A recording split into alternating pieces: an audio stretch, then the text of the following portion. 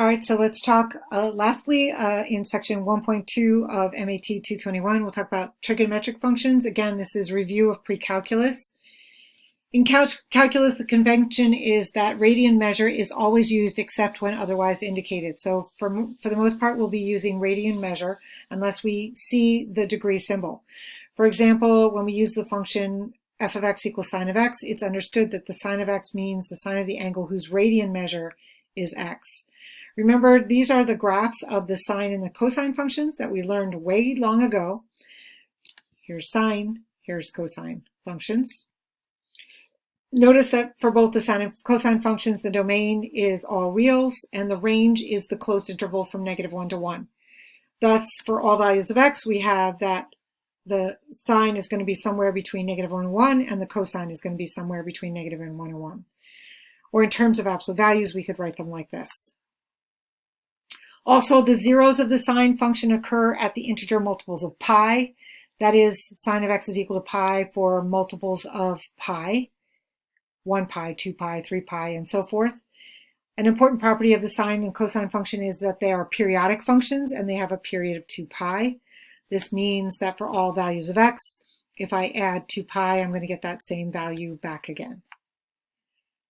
Next is the tangent function, which is defined by sine over cosine. This is the graph of the sine function, and notice it is undefined whenever the cosine is equal to 0. That is at every odd half unit of pi. So 1 pi over 2, 3 pi over 2, 5 pi over 2, and so forth.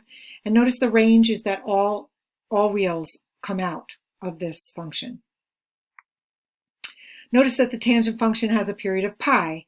That is, if we add pi to x, we can get that same tangent value for all x. The remaining three trig functions, cosecant, secant, and cotangent, are reciprocals of the sine and cosine and tangent functions.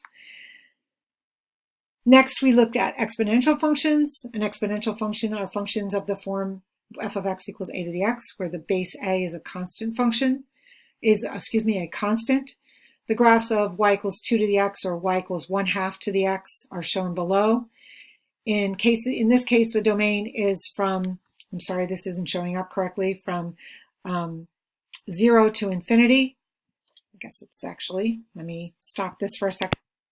Sorry about that. So in this case, in these cases, the domain is all reals. All reals can go in to the exponential function, but the range are only the positive reals. So notice only positive reals come out as its range. Exponential functions are useful for modeling many natural phenomena, such as population growth if a is greater than 1, and radioactive decay if a is less than 1. Logarithmic functions are the inverse of exponential functions, where the base of a is the positive constant, a positive constant.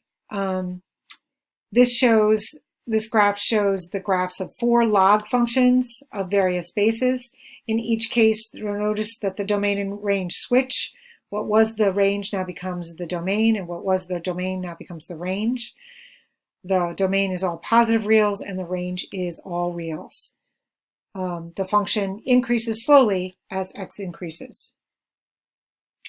So let's classify each one of these types of equation. What types do we have here? So let's look at these 4 functions. This first function, you should notice from its equation, is an exponential function. It has a base of 5, and an exponent is the variable, therefore exponential. It is exponential growth because the base is greater than 1. This function is a polynomial function. Actually, it's a power function because it is of degree 5. It is an odd powered power function.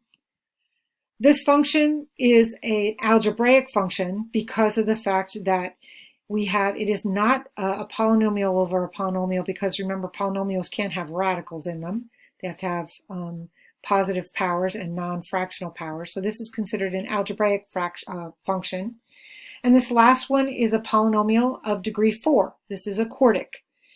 It has a constant term of 1, a linear term of -1t, and a quartic term of 5t to the 4th. So the first was an exponential, the next was a power, next was an algebraic, and the last was a polynomial of degree 4. All right, that does it for sections 1.1 and 1.2. I know that was a really quick review. Please read through those sections of the textbook and view those videos if you need to in WebAssign, and do assignments in WebAssign for these sections.